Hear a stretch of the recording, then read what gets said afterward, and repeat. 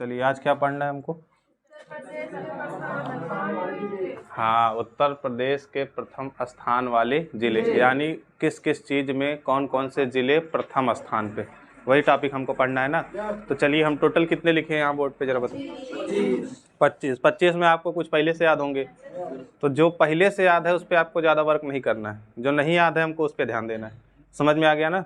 चलिए तो सबसे पहले हम स्टार्ट करते हैं। इधर देखिए, सबसे पहले नंबर पे है आपका क्या, सर्वाधिक जनसंख्या वाला जिला।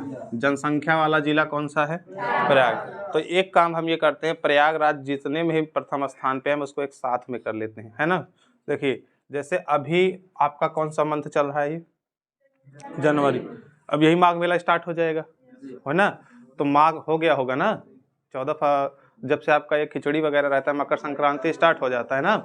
चलिए अब जरा ध्यान से देखिए, अगर हम बात करेंगे जनसंख्या, इस समय जनसंख्या सबसे ज़्यादा कहाँ एकत्रित होगी?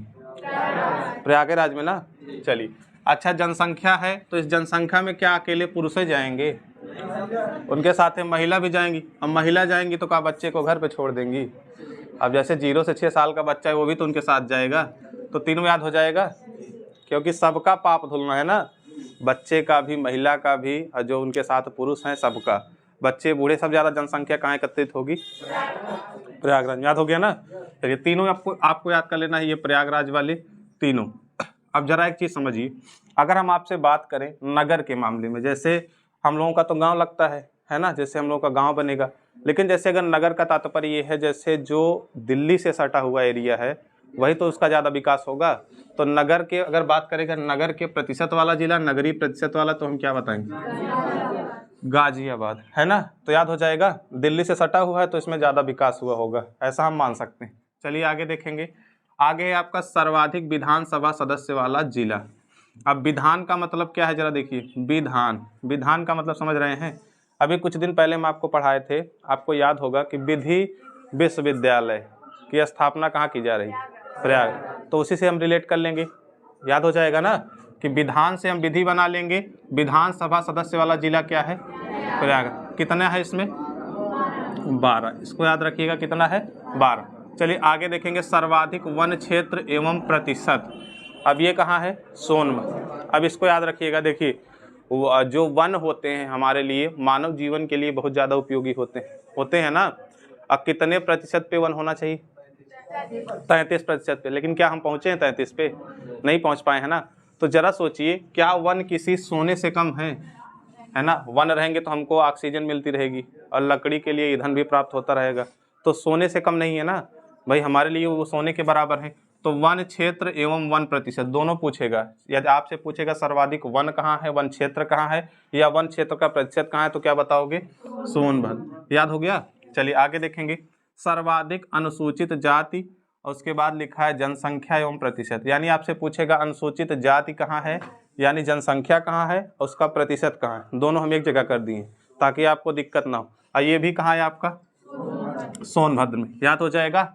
जल्दी बताइए, सर्वाधिक अनुसूचित जनजाति, जनसंख्या एवं प्रतिशत। देखिए वन है जहाँ, अब इसमें लोग तो रहेंगे अनुसूचित जनजाति। देखिए यहाँ जन लिखा हुआ है ना, लेकिन आप इसको कैसे याद रखेंगे? देखिए यहाँ अनुसूचित जन है, एक होता है आपका देखिए अनुसूचित जाति, इसमें जन नहीं है, अनुसूचित। देखिए जहाँ अगर आपका वन वगैरह क्षेत्र लगाना है तो कौन लगाएगा?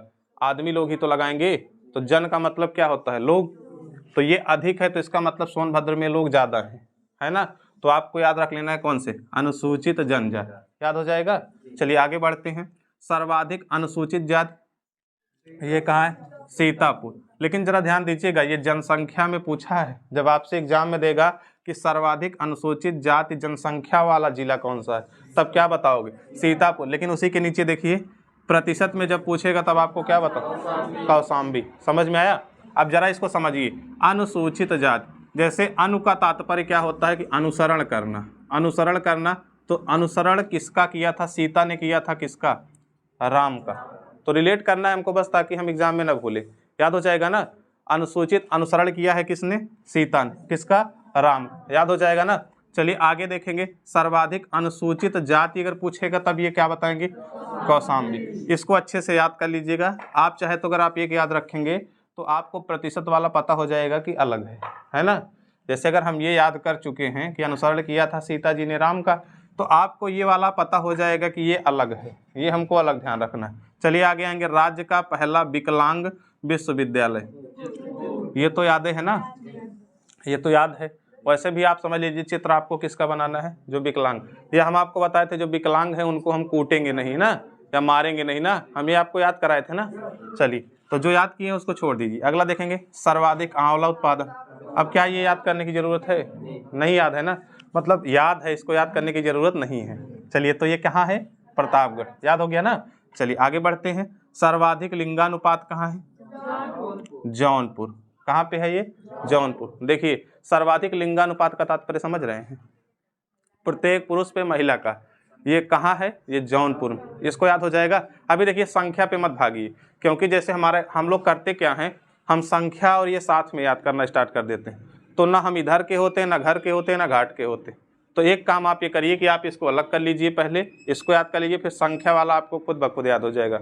जैसे देखिए हम कोई काम करना स्टार्ट करते हैं, तो जब हम आधा कर लेते हैं, आधा से ज़्यादा, तो हमको ऐसा आभास होता है कि आधा वाला अब हम कर लेंगे। लेकिन अगर स्टार्टिंग में सोचिए हम इधर भी करें उधर भी करें दोनों, तो थक जाओगे, जल्दी याद नहीं होगा। समझ में आया। तो इसलिए भी इसके संख्या पे मत जाइए। सर्वाधिक लिंगानुपात कहाँ है, जौनपुर। चलिए अगला देखेंगे, प्रथम अफीम मिल हम आपको ये बताए थे, गाजीपुर। अच्छा गाजीपुर के बाद हम आपको बताए थे अफीम की खेती बाराबंकी में भी स्टार्ट हो गई। लेकिन अगर आपसे अफीम की कोठी पूछेगा कि प्रथम मिल पूछेगा तो कहाँ बताओगे, गाजीपुर, याद हो जाएगा। चलिए अच्छा देखिए अफीम लिखा है ना, अफीम से आप क्या बना लेंगे, गाजीपुर बन जाएगा ना, ये आपको तो याद होगा, अफीम गाजीपुर हो जाएगा ना। अब गांजा मत बनाइए भाई, है ना, हम आपकी भावनाओं को समझ गए। चलिए देखिए अगला, विश्व का दूसरा सबसे लंबा प्लेटफॉर्म, पहले ये पहले स्थान पे था, लेकिन जब रिकॉर्ड बनते हैं तो टूटने के लिए ही तो बनते हैं। अब इसको तोड़ दिया, कौन सा, हाँ इसको याद रखिएगा, पहले स्थान पे है आपका कौन सा, हुबली ना, हुबली है, और ये कहाँ का है, कर्नाटक। अब हमारा गोरखपुर जो है ये प्लेटफॉर्म है, हाँ दूसरे स्थान पे, याद हो जाएगा ना। अच्छा ये भी तो आपको याद है। चलिए अगला देखिए, एशिया का प्रथम डीएनए बैंक, ये कहाँ स्थापित किया गया, लखनऊ। अब इतनी बड़ी चीज है, डीएनए बैंक है, तो ये राजधानी क्षेत्र में ही तो स्थापित होगा। हम ऐसे आंकड़ा लगा सकते हैं कहाँ स्थापित हुआ, लखनऊ। चलिए अगला देखेंगे, उसके बाद क्या है, जैव प्रौद्योगिकी पार्क, ये कहाँ है, लखनऊ। अच्छा डीएनए में क्या जीव वगैरह की संभावना रहती है, भाई जीव में ही तो पाया जाएगा डीएनए वगैरह, तो हम उससे तात्पर्य लगा सकते हैं जीव किस में होगा, डीएनए में, और डीएनए का कहाँ स्थापना है, लखनऊ। दोनों रिलेट कर लेंगे ना, इसीलिए देखिए हम चाहते तो इसको अलग लिख सकते थे, लेकिन हम आपके याद करने के लिए इसको दोनों को एक जगह लिखे, जितने भी थे सबको एक जगह करने का प्रयास किए हैं। जैसे मान लीजिए लखनऊ में दो चीज़ है, अब हम एक यहाँ लिखते एक यहाँ लिखते तो आपको दिक्कत होती, हो गया ना, याद कर लोगे ना। चलिए अगला देखेंगे, प्रथम नाइट सफारी, ग्रेटर नोएडा। देखिए अब ये ग्रेटर नोएडा आपका नोएडा फिल्म सिटी भी बन रहा है ना, छोटी फिल्म सिटी ना, हम आपको बताए थे ना। हाँ चलिए अब जरा देखिए, तो ये भारत का भी है, भारत का है। अगर आपसे उत्तर भारत का पूछेगा तब भी पहला बताइएगा, और उत्तर प्रदेश का पूछेगा तब भी पहला अब भाई जो चीज़ भारत का है तो क्या वो उत्तर प्रदेश का नहीं होगा, सबका पहला होगा ना, इतना तो समझ सकते हैं। तो भारत का प्रथम नाइट सफारी क्या है, ग्रेटर नोएडा, ये तो याद हो जाएगा ना, नाइट सफारी ग्रेटर नोएडा। अच्छा इसको याद कैसे करेंगे, जैसे नाइट वाइट में काम करना है, जैसे ग्रेटर नोएडा में दिन और रात समझ लीजिए बराबर है, वहाँ कंपनियां वगैरह बहुत सारी हैं, तो दिन रात काम चलता रहता है। तो नाइट से आप तात्पर्य लगा लीजिएगा कि ऐसी कौन सी जगह है या कौन सा जिला है जहाँ हम दिन रात काम बराबर चलता रहता है, तो क्या बताएंगे, ग्रेटर। चलिए आगे देखेंगे, सर्वाधिक प्रति व्यक्ति आय। अब एक चीज़ ये बताइए, अगर दिन रात काम चल रहा है तो आय जो आएगी, इनकम आएगी, वो अधिक होगी कम होगी, अधिक होगी ना। जैसे हम लोगों का जिला है तो हम लोग ज़्यादातर दिने में काम करते हैं, रात के लिए सोते हैं। तो जैसे अगर ये दोनों जगह काम चल रहा है तो जो यहाँ प्रति व्यक्ति आय होगी वो क्या होगी, सर्वाधिक होगी। और अच्छा एक चीज़ ये बताइए, अभी हम कुछ देर पहले बताए जब यहाँ सभी लोग काम करेंगे तो यहाँ कारखाने भी तो होंगे, तो सर्वाधिक पंजीकृत क्या है, कारखाने। आपको तीनों याद हो गया ना, तीनों रिलेट करके पढ़ेंगे तो आपको अच्छे से याद हो जाएगा, याद हो गया ना। चलिए हमको समय नहीं बर्बाद करना, सर्वाधिक मेले टोटल कितने, 6, ये भी तो आपको याद है।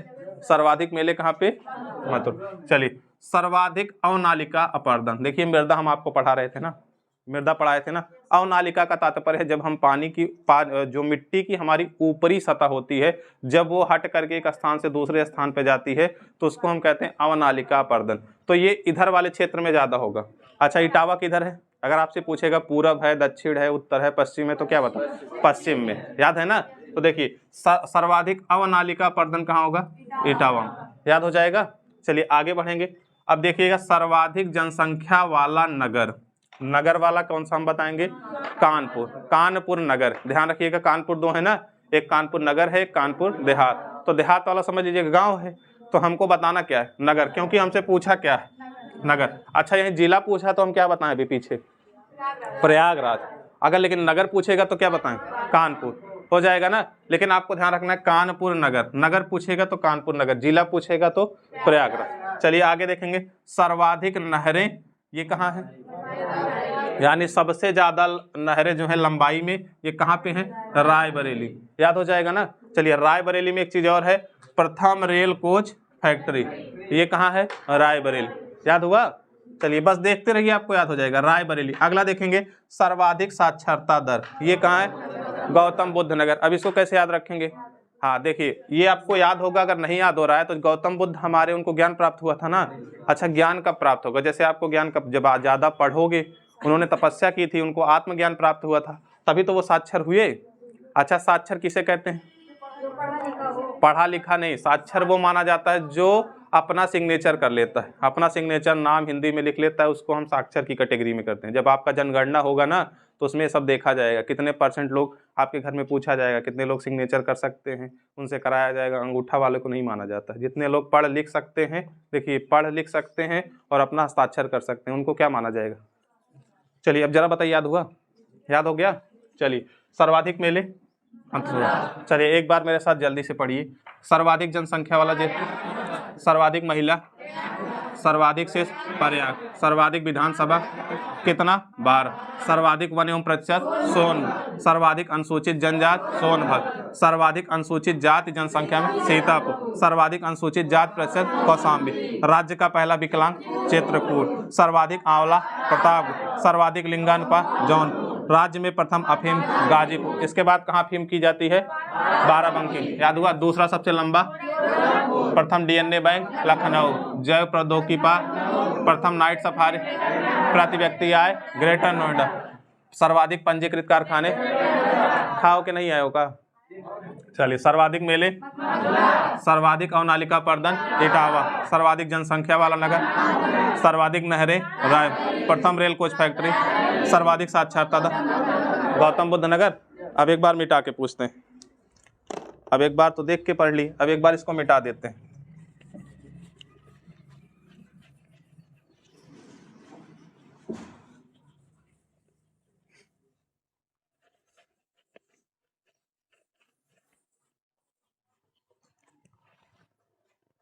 चलिए जरा यहाँ ध्यान दीजिए।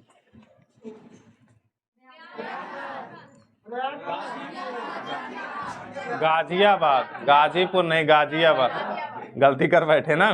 चलिए कितना 12,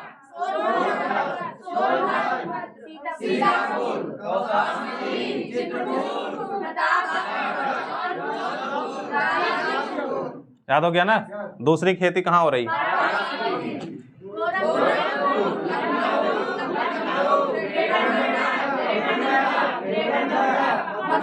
कितना,